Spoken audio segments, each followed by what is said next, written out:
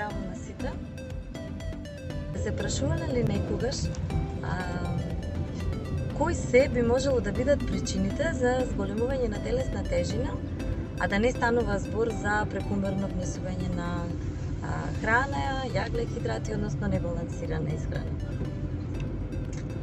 За зголемената телесна тежина е навистина актуелна, на некој од вас и досадна, но денес не ми е целта да го истакнам истиот момент кој што постојано се дискутира, туку целта ми е да истакнам дека треба да бидете свесни дека причината за зголемување на телесна тежина не секогаш може да биде во вашето однесување, односно во зголеменото внесување на јагле, хидрати или неправилната исхрана.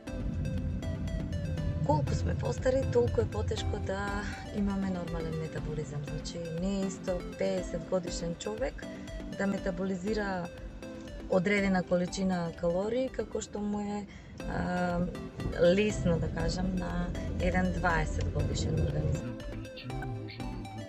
Некои а тоа е внесување на различни лекови за депресија, например, бета-блокатори, исто така хормони, лекови кои што се за лекување на ревматоиден артрит.